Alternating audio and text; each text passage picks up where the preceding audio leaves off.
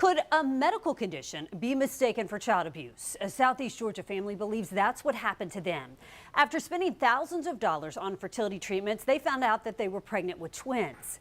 But just months after they were born, the twins and their older sister, who you see right here, were ripped from their arms. Tonight, as they fight to regain custody, a First Coast News investigation into why they were taken and the child abuse doctor at the center of this case.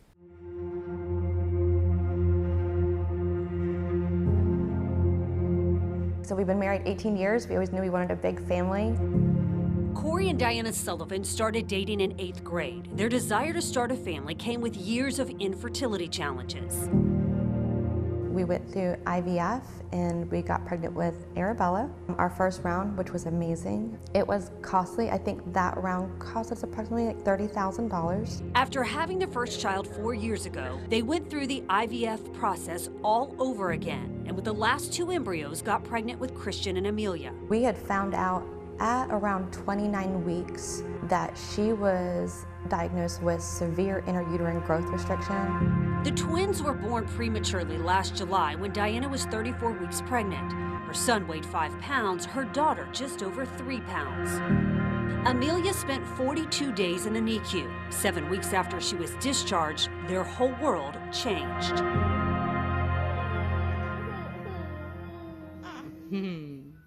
I changed her after the feeding, and as I was changing her, I noticed that her leg was a little swollen. So I woke mom up and said, look, you know, I don't like that her leg is swollen. I think we should take her to the hospital. They took their 3-month-old daughter to the closest hospital in Camden County. They told us she had a broken femur, which was shocking to us. Amelia was rushed to Wolfson Children's Hospital in Jacksonville for more extensive testing.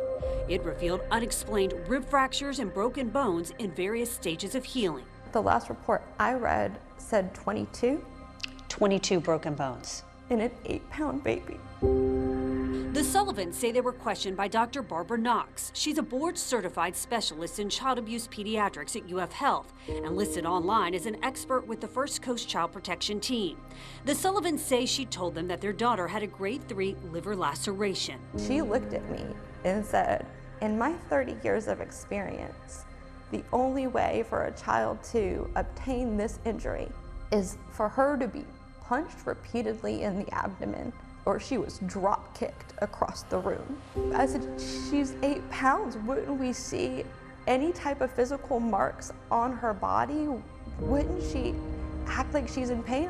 And she just kept saying no. The couple says after being questioned by Dr. Knox, they had all 3 of their children removed from their custody. They came and literally stripped poor Amelia out of my wife's arms while she was breastfeeding her and took our children from us. Diana is not facing any charges, but in December, her husband was arrested and charged with aggravated battery and cruelty to a child. Did you abuse your daughter? Absolutely not. 5 months after Corey Sullivan's arrest, he still has not been indicted. Well, I've missed my baby's first Christmas. I've missed my baby's first Easter. In a few months, I'll miss their first birthday.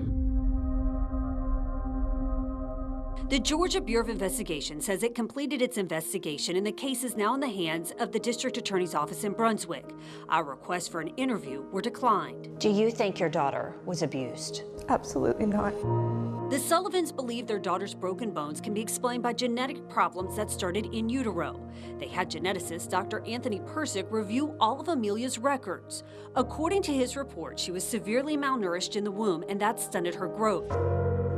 He also noted bone demineralization. He wrote that the softness of her bones would allow for fractures to happen more easily without excessive force. His exact explanation was even normal handling could have caused a rib fracture. Geneticist Dr. Paldeep Atwal says Diana has since been diagnosed with a genetic connective tissue disorder called Ehlers-Danlos syndrome. We know that Ehlers-Danlos can increase your fracture risk and reduce bone mineral density. What have you come to find out?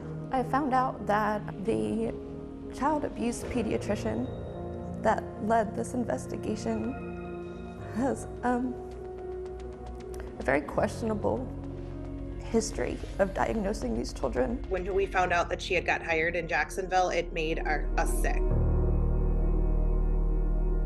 Brenna Siebold is one of 100%. several families who have spoken out against Dr. Knox after being investigated for child abuse. It's been incredibly traumatic.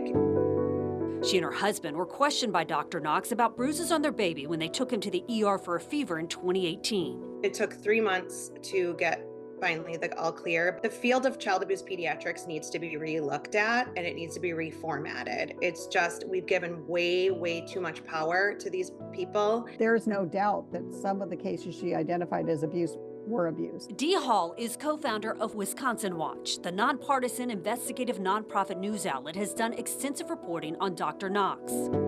Wisconsin Watch shared the stories of 7 families, including the Siebold's, who faced child abuse investigations triggered by Dr. Knox over 7 years.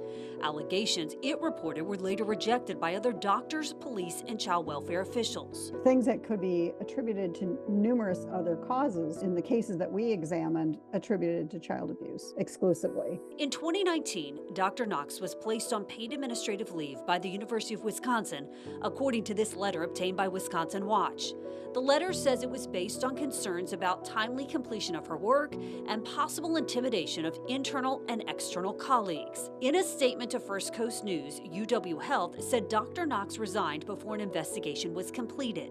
She was then hired in Alaska to lead a statewide child abuse clinic, where she worked for 2.5 years before getting hired by the University of Florida in 2022. In Alaska, similar allegations emerged that she was bullying and belittling staff, trying to, coerce them into labeling children as abused in cases where the other staff members did not feel that was the case. We reached out to Dr. Knox multiple times but did not get a response. UF Health Jacksonville declined our interview request but stands behind her and says she's helped make the community a safer place.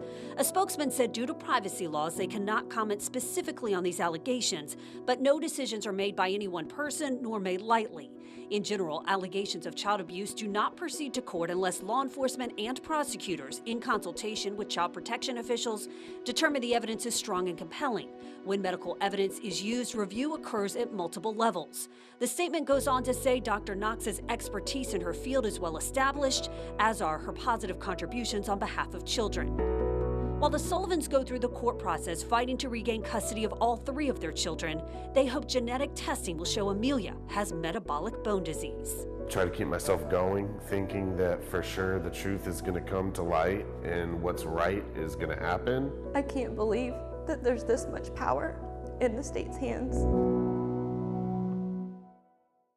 Now, Wolfson Children's Hospital says its employees are required by law to report suspected child abuse to DCF, which it did, and then DCF investigates. Dr. Knox is not employed by Wolfson. She's a member of the UF Child Protection Team to which DCF refers cases.